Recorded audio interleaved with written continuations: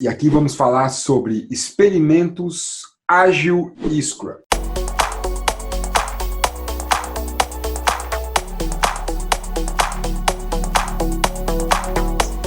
E quando a gente fala de valor apareceu bastante ali, né? Que o backlog ele é uma lista de intenções que é orientado a valor. O que é valor? Como é que eu meço isso? Como é que eu sei se o produto está gerando valor ou não para os nossos clientes, se eu sou uma startup? Eu gosto muito dessa analogia aqui. Imagina que um produto é uma barra ali como vai ser um copo, um copo, esse é o produto.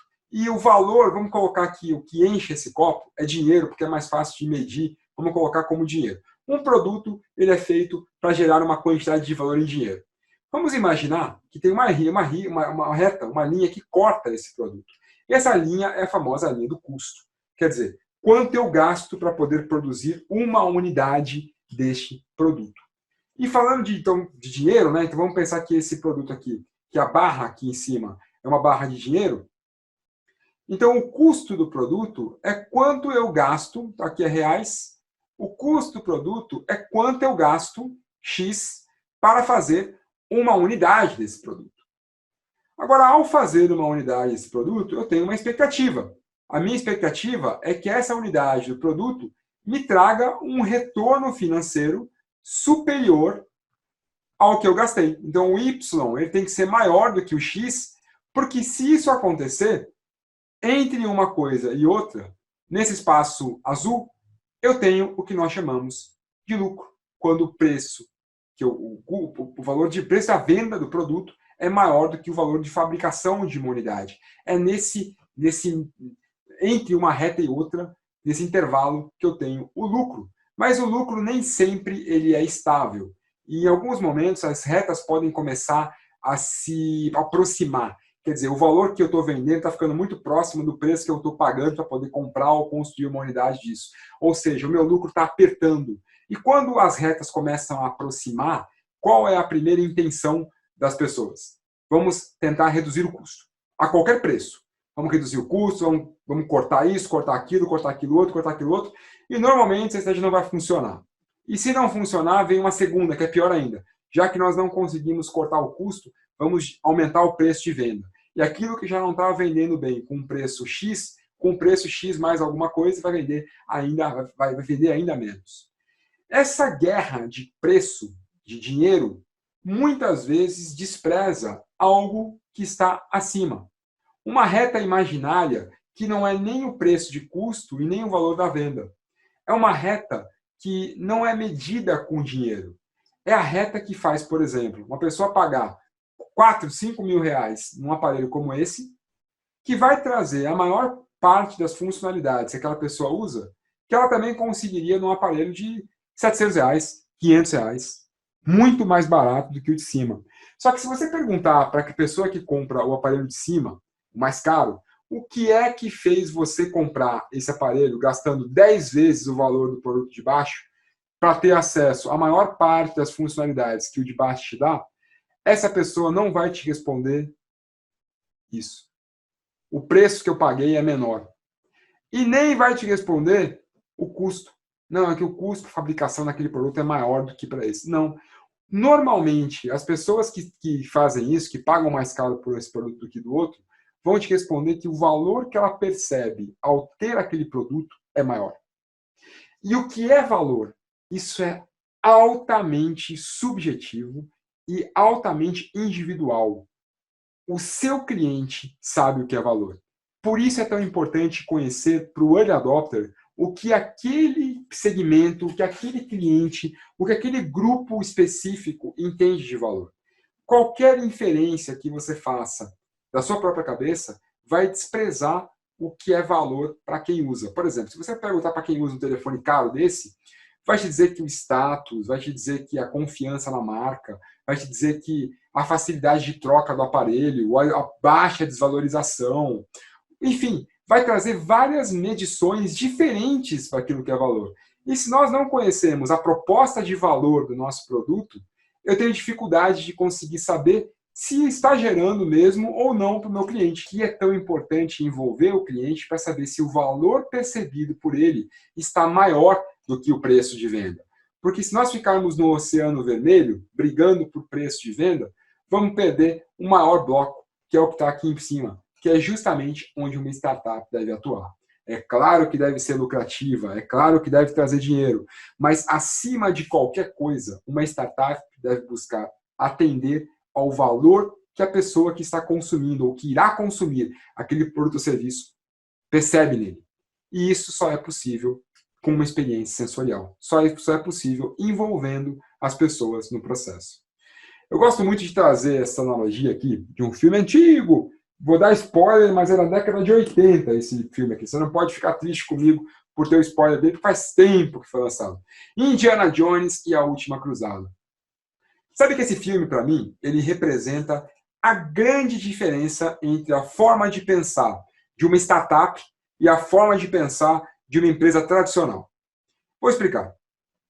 Primeiro, o contexto do filme. Né? O Indiana Jones, esse é o terceiro filme da série, e ele se passa num contexto católico, no contexto das cruzadas. Né? Então, não nas cruzadas, mas no contexto das cruzadas, porque ele se passa na busca pelo Santo Graal, que seria o cálice que Jesus Cristo usou na última ceia, e que há uma lenda que se alguém tomar água naquele cálice, a pessoa se torna imortal. Esse é o contexto. E nas cruzadas, esse cálice desaparece. Na última cruzada, o cálice desaparece e a busca pelo cálice se torna o mote do filme. O que acontece é que nós temos aí dois Jones.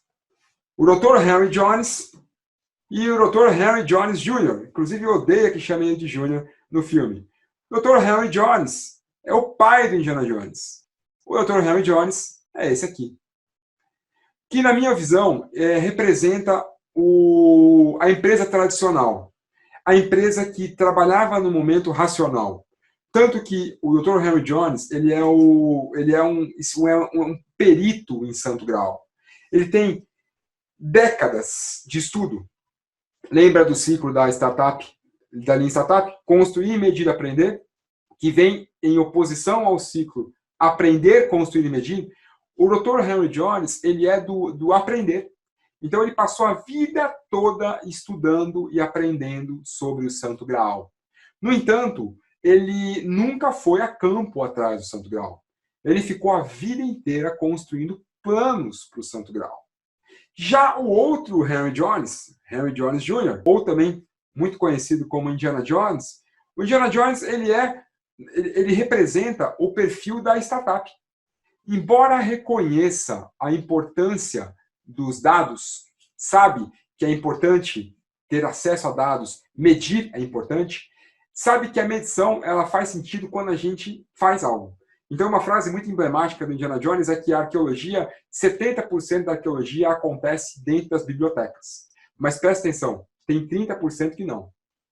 E eu começo por eles. Então, olha só, para poder saber o que fazer em relação ao Santo Graal, os estudos eram muito importantes, mas na hora de ir atrás mesmo, se não fosse com a mão na massa, não seria possível encontrar. Então, os nazistas prendem o Dr. Henry Jones, porque ele é o cara que sabe tudo de Graal, mas não sabe chegar no Graal. E não consegue chegar no Graal, porque ele tem experiência em campo. E sequestram ele. E aí o Indiana Jones vai lá para tentar encontrar o pai dele. E aí começa a aventura, com o Indiana Jones tentando encontrar o pai dele sequestrado, que tinha sido pego para aprender, para poder ensinar onde estava o Santo Graal. E quando chega ali já para o final do filme, eles acham um lugar onde o Santo Graal estava. E para poder alcançar o Santo Graal, qualquer pessoa que tentasse chegar ao Santo Graal precisaria passar por 3 desafios. E esse primeiro desafio, também chamado de o sopro de Deus, é o primeiro desafio que o Indiana Jones precisa ter para chegar até o Santo Graal. E como você pode perceber aqui no chão, algumas outras pessoas não foram muito bem sucedidas nesse teste. Então, outros guardas tentaram passar esse teste. E como é que eles tentavam passar? Utilizando a abordagem tradicional, aprendendo primeiro. Então, roubaram o livro do Dr. Henry Jones, Eles ficavam lendo e havia uma dica nesse livro para cada desafio. Ele estudou a vida inteira o Santo Graal. A primeira dica era, para o primeiro desafio, chamado Sopro de Deus, somente o homem penitente passará. Essa era a dica que estava no livro. Então, o que acontece é que os guardas pegavam o livro e eles liam, somente o homem penitente passará. E eles iam com essa dica até o final. O que acontecia é que, em determinado momento, voltava a cabeça de um guarda rolando e caía no chão. E aí chegou uma hora que estavam quase acabando os guardas, né? Aí o bandido do filme dá um tiro no pai do Indiana Jones e fala, agora ou você pega o Santo Graal ou ele morre. Aí tá sangrando muito, precisa rapidamente do Santo Graal, que é capaz de devolver a vida, né? E o Indiana Jones, então, ele vai para o primeiro desafio, e como vocês podem perceber, ele não nega a importância dos dados. O Lean Startup, do seu lado aqui também, não nega a importância dos dados. Na mão dele está o livro. E ele está sendo bastante encorajado por esses outros soldados a ir adiante no desafio dele, né? E ele vai com o livro na mão. Mas como uma boa startup sabe que mais importante do que os dados é estar atento às mudanças e ao ambiente. Então ele lê ali, somente o homem penitente passará, mas ele vai andando e vai olhando para todos os lados, entendendo o que homem penitente passará tem a ver com cabeça cortada, com gente caída, com não sei o que, o homem penitente passará, penitente passará. O homem penitente é humilde e diante de Deus se ajoelha, e a hora que ele ajoelha, passa uma lâmina aqui, passa outra aqui, acabou. Ele está com os dados, mas ele está atento o tempo todo ao ambiente. E a hora que ele ajoelha, ele passa pelo desafio, porque ele conectou os dados com as mudanças do mundo. Eu preciso me ajoelhar porque o homem penitente ajoelha. E aí a lâmina não pega a cabeça dele e bora para o segundo desafio. O segundo desafio, o nome de Deus, vem ali na dica do livrinho, o nome de Deus. E ele olha para esse desafio e fala, esse é moleza, esse eu sei como passar. O nome de Deus é Jeová. E ele vai pisando nas letras, e a primeira letra que ele pisa é o J. E aí o pai dele sussurra lá, baixinho, porque estava com dor, fala, mas não se esqueça que em latim, Jeová começa com I. E aí ele pisa no J e desaba. E aí ele segura lá no I, quase morre, consegue subir de novo. Ele fala, J, em latim, Jeová começa com I. O que isso quer dizer? Num mundo que muda tanto, num mundo com tantas incertezas, como a quantidade com essa sopa de letrinhas que a gente está vendo aqui, você não pode esquecer o nome do seu cliente. Nenhuma letra. Você não pode errar o nome do seu cliente em nenhuma letra.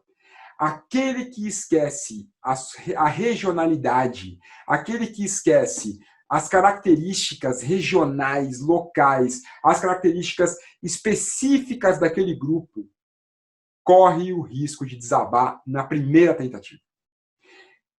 Se o seu cliente está em latim, não esqueça que o J é I. Não esqueça nenhum detalhe. Numa startup, em um ambiente de incerteza, todo detalhe pode representar o fim. E o último desafio, chamado de o salto de fé, ele traz um nome muito interessante, que inclusive é o mesmo nome que o Eric Ries utiliza no livro dele. Ele fala saltos de fé. E olha só como é que funciona esse desafio, né? Aqui está o Indiana Jones, e mais ou menos por aqui está a entrada da gruta, que esse aqui é o último desafio. A entrada da gruta onde está o Santo Graal. E o que ele precisa fazer é atravessar esse desfiladeiro todo, esse penhasco. E a dica é, somente no salto do leão você passará. Ele precisa ter fé e precisa ir adiante. E aí ele para, mete a mão no peito, dá uma respirada, ele sabe que vai ser um passo perigoso, mas ele precisa dar um passo. Ele não dá um pulão, ele dá um passo e fica firme. E a hora que ele fica firme, ele percebe, ele consegue enxergar. Só que ele só consegue enxergar depois de dar o passo. Onde ele estava antes, ele não enxergava. Só é possível em compreender o caminho andando. E depois que ele dá o primeiro passo, não sei se vocês tinham percebido isso aqui, é difícil da primeira vez, mas agora vai ficar mais fácil, que aqui, ó,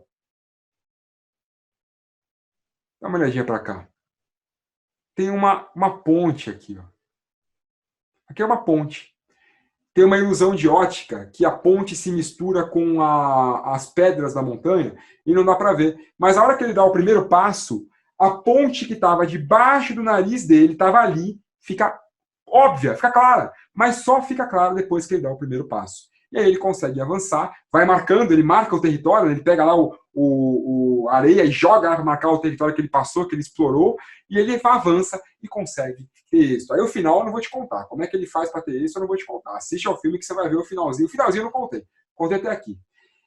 A grande mudança da mentalidade é essa.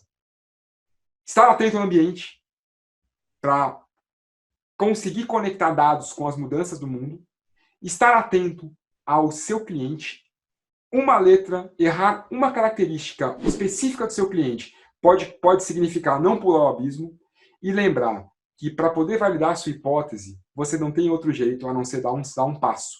MVP, um passo e não um salto. Dá um passo, porque é esse passo que vai te permitir enxergar com maior clareza qual o seu caminho.